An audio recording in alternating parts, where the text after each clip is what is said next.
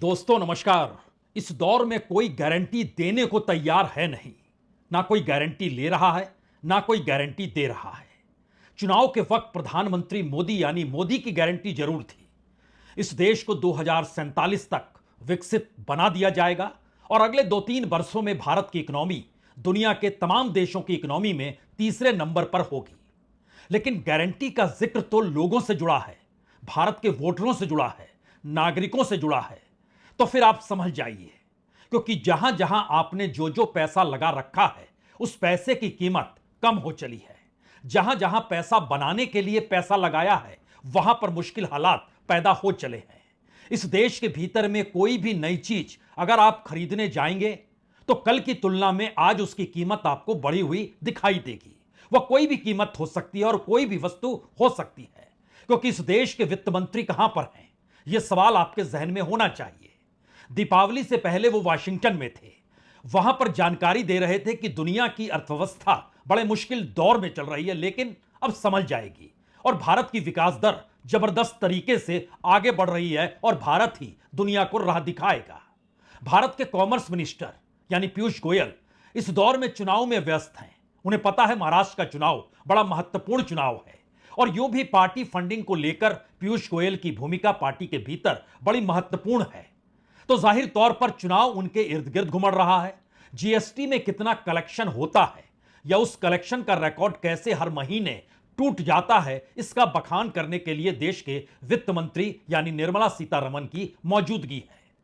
इस देश में आरबीआई को संभाले हुए जो शख्स हैं वो बार बार इस बात की गिनती करते रहते हैं कि इस बार इंटरेस्ट रेट बढ़ाया जाए या नहीं बढ़ाया जाए। जो भी रेट है वो कहीं ना कहीं अमेरिका के फेडरल बैंक पर जाकर टिका हुआ है और अभी तो ट्रंप चुनाव जीतकर ही आए हैं। जिस दिन अमेरिकी फेडरल बैंक यह निर्णय ले लेगा कि वहां पर अब परसेंटेज कम कर दिया जाए या बढ़ा दिया जाए, उसका सीधा असर भारत के बैंकों पर पड़ेगा, शेयर बाजार पर पड़ेगा। और शेयर बाजार यह तो पूछिए नहीं, इतनी बड़ी तादाद में विदेशी निवेशक पैसा निकाल रहे हैं जो इससे पहले उन्होंने कभी निकाला नहीं था। कल ही तकरीबन 4,500 करोड़ रुपए उन्होंने निकाल लिए। आज की जानकारी सिर्फ इतनी भर आई कि कल जितना ही पैसा निकाला गया है और कमोवेश एवरेज अगर आप निकालिएगा इस महीने का तो 5,000 करोड़ के लगभग का एवरेज एफआईआईज जो हैं वो पैसा निकाल रहे हैं। शेयर बाजार नीचे जा रहा है। 85,000 का आंकड़ा जब पार किया था तब देश ताली बजा रहा था और आज की तारीख में 80,000 के नीचे यह आ चुका है और देश ताली अब भी बजा रहा है कि इकोनॉमी तो प्रधानमंत्री मोदी की गारंटी है, वो संभाल ही लेंगे। लेकिन इन परिस्थिति में मिडिल क्लास को संभलना होगा। गरीब तबका रोजमर्रा की जिंदगी में जो भी सामान खरीदने जाएगा उसे महंगा मिलेगा तो वह भी क्या संभले और क्या बिगड़े। इन सब के बीच बड़ी स्थिति तो रईसों की हो गई है जो पैसा लगा रहे थे, मार्केट मैनिपुलेशन के जरिए पैसा बना रहे थे। और आज की तारीख में शेयर बाजार में पैसा जो लग रहा है वो बड़ी कम कीमत में होकर लौट रहा है। और यह परिस्थिति इस देश के भीतर में हर उस सेक्टर से जाकर जुड़ गई है जहां जहां सवाल इस देश में आयात निर्यात का आता हो या फिर बड़ी पूंजी लगाने का होता हो। यहां पर एक सवाल आपको और जहन में शुरू में आ जाना चाहिए। वो सवाल इस देश के भीतर रुपए की कीमत का है। यानी डॉलर के मुकाबले रुपया ऐतिहासिक गिरावट के साथ खड़ा है, 84 रुपए 30-31 पैसे। यानी एक ऐसी परिस्थिति है जिसमें किसी को कोई चिंता है नहीं। दुनिया के बाजार से भारत तेल खरीदता है, यह तो मनाइए कि इस दौर में युद्ध चल रहा है और रशिया से तेल अभी भी 30% की छूट के साथ आ रहा है, अन्यथा $74 प्रति बैरल। और उसके बाद जो डॉलर के मुकाबले रुपए की स्थिति हो गई है उसमें जितना पैसा चुकाना पड़ता है उसमें और मुश्किल हालात आने वाले वक्त में होंगे, आप कुछ कर नहीं पाएंगे। और इन तमाम परिस्थितियों में जो ताली बजा रहे हैं, सोच रहे हैं कि अब अमेरिका का बाजार उफान पर है तो भारत का बाजार भी उफान पर होगा, तो वो समझ जाएं। अमेरिका फर्स्ट का नारा ट्रंप ने यूं ही नहीं लगाया है, उसका कितना व्यापक असर भारत पे पड़ेगा इसका एक अंदेशा सिर्फ इस बात से हो जाना चाहिए कि दरअसल भारत इस दौर में चीन के साथ व्यापार को बहुत बढ़ा चुका है। इस हद तक बढ़ा चुका है कि जरा कल्पना कीजिए कि जो स्टील चाइना से आता है भारत में दुनिया भर के अलग अलग बाजारों से, उसमें वियतनाम नंबर 1 है, दूसरे नंबर पर चीन आ गया है। 31% स्टील चीन से भारत आता है, जो लगातार बढ़ते चला जा रहा है, और वहां का माल भारत में डंप हो रहा है। या भारत में इंफ्रास्ट्रक्चर का नारा प्रधानमंत्री मोदी ने दिया और इंफ्रास्ट्रक्चर पर सबसे बड़ा बजट इस बजट में रखा गया, तो इंफ्रास्ट्रक्चर के लिए तो स्टील तो चाहिए। तो स्टील की कीमत औने पौने भाव में चीन देने को तैयार है। यानी पहली बार अंतर्राष्ट्रीय जो विशेषज्ञ हैं उनकी राय है कि जो चीन में प्रोडक्शन होता है स्टील का, या दुनिया के किसी भी देश में जो स्टील का प्रोडक्शन होता है, उससे कम कीमत में वो भारत में अपना माल एक्सपोर्ट कर रहा है और भारत उसको इंपोर्ट कर रहा है। अभी तक ये बात तय नहीं हुई है कि भारत पैसा जो है रुपए में चुकाएगा या वो युआन में लेगा। अभी इस पर कोई सहमति नहीं हुई है। अभी तो डॉलर का ही खेल है और डॉलर के आश्रय क्या कुछ दुनिया के बाजार में हो रहा है और भारत उससे कैसे प्रभावित है, इस बात की शुरुआत आज हमें लगता है कि शेयर बाजार से करनी चाहिए। शेयर बाजार इसलिए महत्वपूर्ण है क्योंकि यही एक बैलेंस बनाए हुए था, भारत की जीडीपी को चुनौती देता था, भारत की इकोनॉमी को आगे बढ़ाता था। इकोनॉमी के आश्रय जो अलग अलग कॉरपोरेट के मैनिपुलेशन के जरिए जो नेटवर्थ सामने आता था, उस नेटवर्थ के आकलन के आश्रय भारत की इकोनॉमी आगे बढ़ती हुई दिखाई देती थी। सेंध वहीं पर लग गई, और सेंध ऐसी वैसी नहीं लगी। जो बाजार के शेयर आगे चल रहे थे वो पीछे क्यों हो गए, और खास तौर से बैंकों के शेयर। यह भी एक अजीबोगरीब परिस्थिति है, क्योंकि आज का भी आंकड़ा बहुत साफ है कि निफ्टी के भीतर 836 पॉइंट नीचे चले गए, निफ्टी में 284 पॉइंट नीचे चले गए, और बीएसई इंडेक्स में 836 पॉइंट नीचे चले गए। और इन सब के बीच एफआईआईज ने 4,445 करोड़ रुपए निकाल लिए। लेकिन बात इससे साफ हुई नहीं। इसको सरल शब्दों में अब समझना होगा कि ऐसी परिस्थिति क्यों आ चुकी है, भारत की इकोनॉमी को संभालने वाले कौन लोग हैं, प्रधानमंत्री क्या वाकई चुनाव में खोए हुए हैं, या अंतर्राष्ट्रीय तौर पर वो अपने संबंधों को बनाने में लगे हुए हैं, या फिर अंतर्राष्ट्रीय संबंध ही भारत की घरेलू राजनीति को प्रभावित कर देते हैं, इसीलिए वही मैसेज बार बार निकल कर आता है। आरबीआई अंतर्राष्ट्रीय बैंकों और फेडरल दुनिया भर के जो बैंक हैं उनके लैंडिंग रेट पर आकर टिक गया है। आखिर परिस्थिति है क्या, और इस देश के भीतर में जो कोर सेक्टर है, जो मैन्युफैक्चरिंग सेक्टर है, वह भी अगर आगे बढ़ नहीं पा रहा है तो रास्ता कहां पर है? क्या यह सब कुछ छुपाया जाता है, बताने से सरकार हिचकती है? शेयर बाजार की बात तो हर दिन सामने आ जाती है, आज भी सामने निकल कर आई, और उसने बहुत साफ तौर पर बतलाया कि दरअसल इस देश के भीतर में जो बड़ी कंपनियां काम कर रही है उसमें आप कह सकते हैं बैंकों के लिहाज से आईसीआईसी बैंक हो, रिलायंस हो, इन्फोसिस हो, सबके शेयर आज नीचे आए हैं। शेयर बढ़े हैं तो सिर्फ एसबीआई के बढ़े हैं। लेकिन बात इतनी नहीं है, बात उसके आगे की। और हमारी टीम ने जब इस पे काम करना शुरू किया तो उन्होंने कहा कि 4-5 पॉइंट पहले ही बतला दीजिएगा, जिससे लोग कम से कम समझ जाएं। निवेश जो आता था वो गायब हो रहा है, आयात जो भारत दुनिया के दूसरे देशों से मंगाता था वो बढ़ रहा है, डॉलर के मुकाबले रुपए की कीमत कम हो रही है, मैन्युफैक्चरिंग सेक्टर वहां परिस्थिति नाजुक है, वो -1 और +3 के बीच में लगातार रेंग रहा है। जो 8 कोर सेक्टर होते हैं उसमें बिजली भी है, उसमें माइनिंग भी है, उसमें आयरन भी आता है, उसमें स्टील भी आता है। वो तमाम चीजें इस दौर में पिछले 5 सालों की तुलना में एवरेज डेवलपमेंट भी दे पाने की स्थिति में नहीं है, और सरकार बार बार कलेक्शन जो हर महीने जीएसटी का करती है तो वो बढ़ाकर दिखाने से चूकती नहीं है। तो इसके मैसेज क्या होने चाहिए?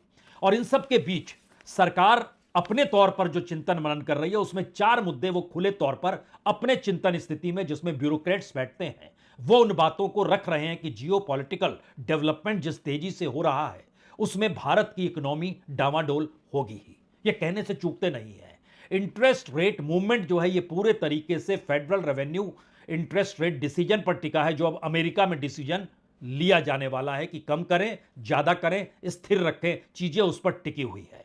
और इन सब के बीच चाइनीज इकोनॉमी बड़ी प्रोग्रेस कर रही है, और भारत भी इकोनॉमिक तरीके से चाइना के साथ आकर खड़ा हो गया है। इन तमाम परिस्थिति में सबसे बड़ी बात यह है कि ऐसी कोई राहत, ऐसा नहीं है कि ट्रंप चुनकर आ गए तो भारत को राहत हो जाएगी। जो भी ये भारत से माल वहां पर जाता है, जो भी एक्सपोर्ट किया जाता है, अब वो हाई टैक्स वसूला जाएगा, इसके संकेत वहां पर इंडिकेशंस दिए जा चुके हैं। यानी जो भी अपने तौर पर भारत कमाई हो रही थी उसमें कटौती होगी, और यह मैसेज बहुत घातक है। तो इसकी शुरुआत जब हम शेयर बाजार से करें तो 3-4 चीजें और समझ लीजिए। शेयर बाजार में इस वक्त जो बीएसई मिड कैप भी है वह भी 315 पॉइंट नीचे गया है, बीएसई स्मॉल कैप है वह भी 244 पॉइंट नीचे गया है, निफ्टी 284 पॉइंट गया है, बीएसई सेंसेक्स जो है 836 पॉइंट गया है।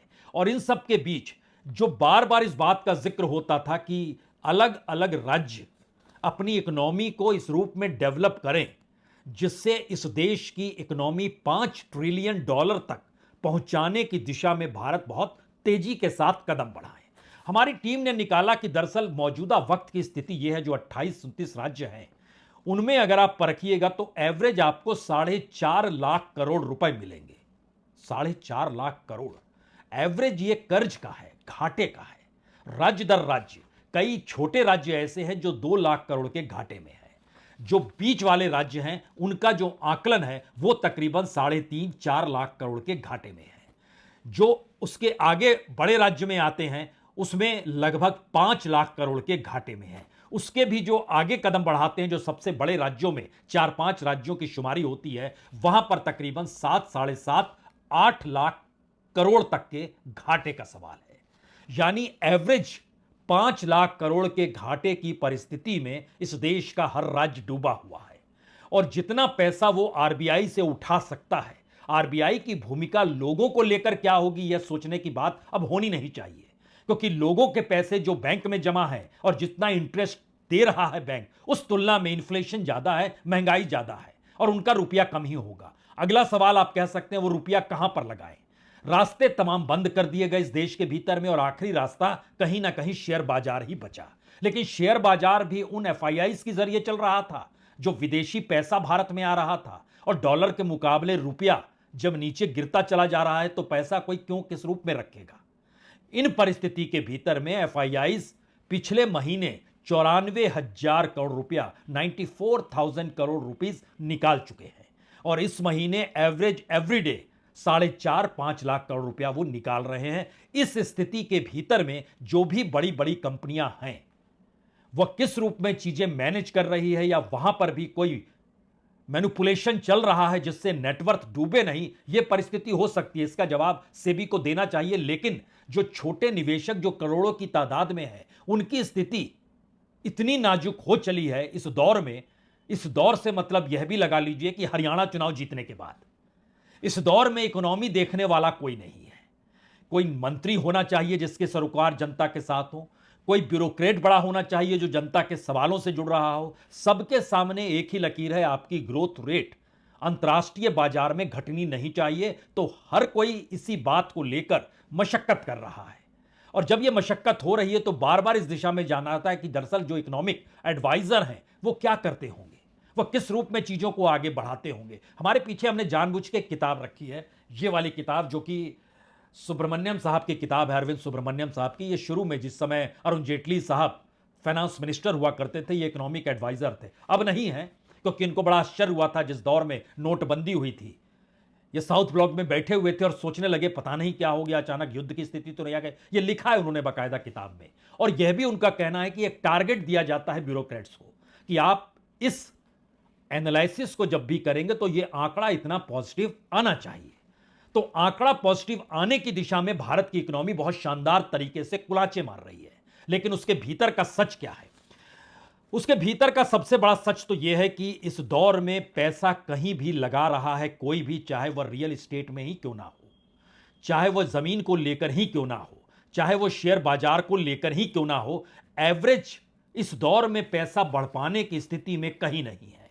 और जब सवाल यह भी आ गया कि डॉलर की कीमत रुपए के मुकाबले बड़ी हो गई तो कोई इस देश के भीतर में कोई छोटा सा ब्यूरोक्रेट भी बतला देगा कि दरअसल इससे होगा क्या। पेट्रोलियम की कीमत बढ़ जाएगी क्योंकि हम बाहर से मंगाते हैं, सोने की कीमत बढ़ जाएगी क्योंकि इस दौर में सोना भी बाहर से ही आ रहा है, विदेशों में जो बच्चे पढ़ाई के लिए जाते हैं उनको ट्यूशन फीस ज़्यादा देना पड़ेगा, उनकी पढ़ाई महंगी हो जाएगी।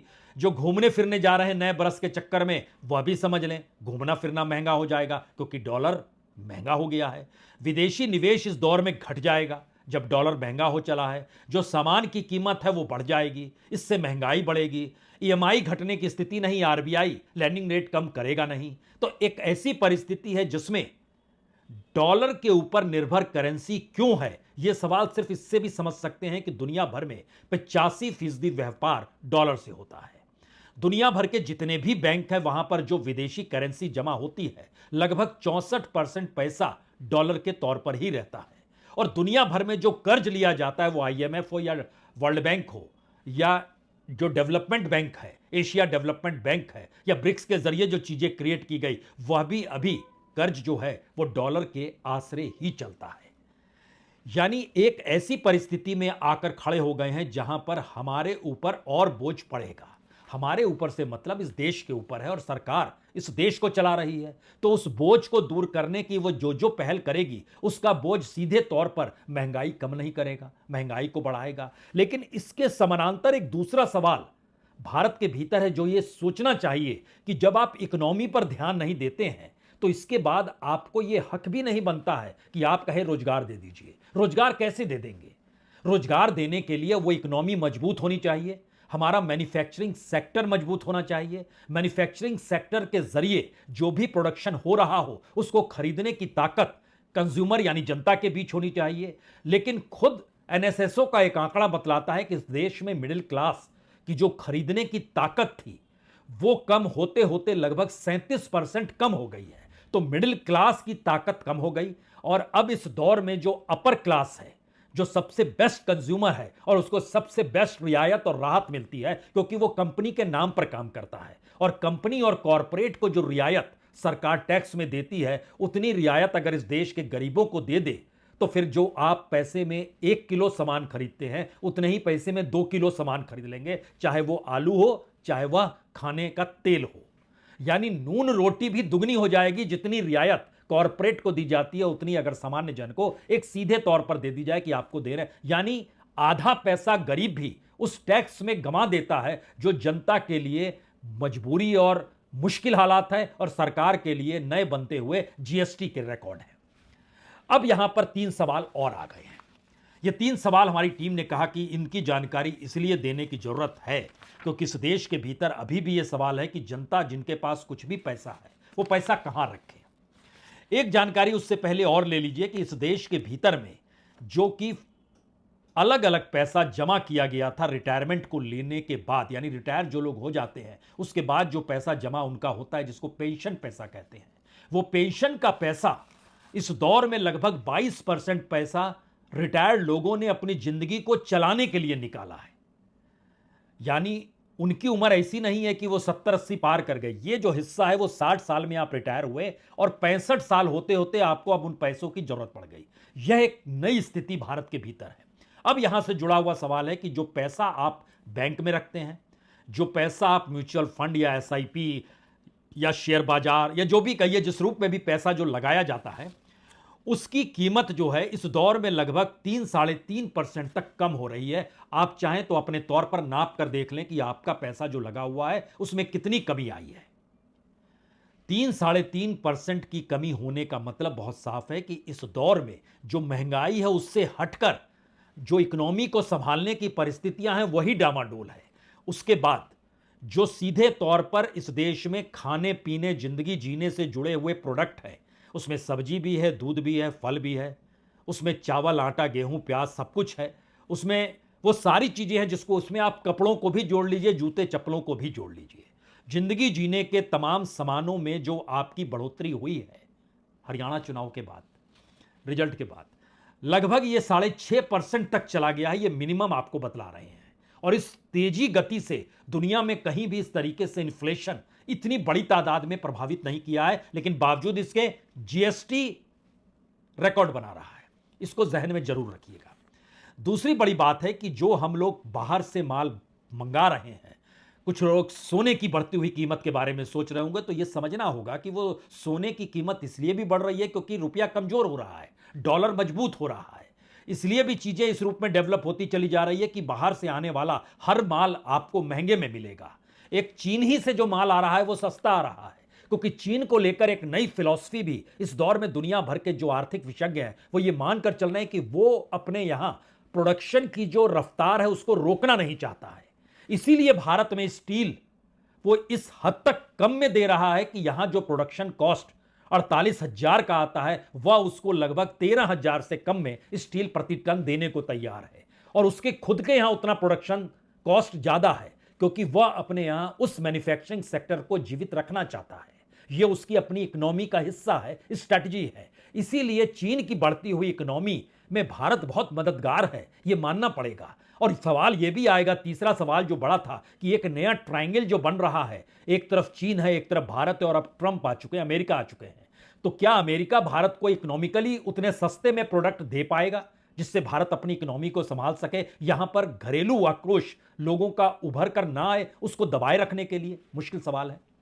तो भारत आर्थिक तौर पर चीन के साथ खड़ा है, लेकिन सामरिक और फॉरेन पॉलिसी को लेकर आपको ट्रंप के साथ नजर आएगा। ट्रंप अपने तौर पर अमेरिका फर्स्ट करते हुए भारत के ऊपर टैरिफ बढ़ाएंगे, और इन सब के बीच चीन उस कूटनीति या राजनीति के आश्रय अपनी इकोनॉमी को भी संभालेगा। और जो ब्रिक्स की पूरी धारा बनाई गई है इस दौर में, खास तौर से अमेरिका के खिलाफ जो फ्रंट्स इस मौके पर डेवलप हुए हैं, जिसमें ईरान भी शामिल है, मिडिल ईस्ट की दिशा से भी सहमति भरी बातें आ रही हैं, वो मैसेज अपने आप में बताने के लिए काफी है कि ये जो बार बार जिसका जिक्र ब्यूरोक्रेट्स अपने तौर पर कर रहे हैं कि जो जियो पॉलिटिकल डेवलपमेंट्स हैं उसमें भारत को समझना होगा। वो मंत्रियों को कहते हैं, लेकिन मंत्री को फिक्र कहां है?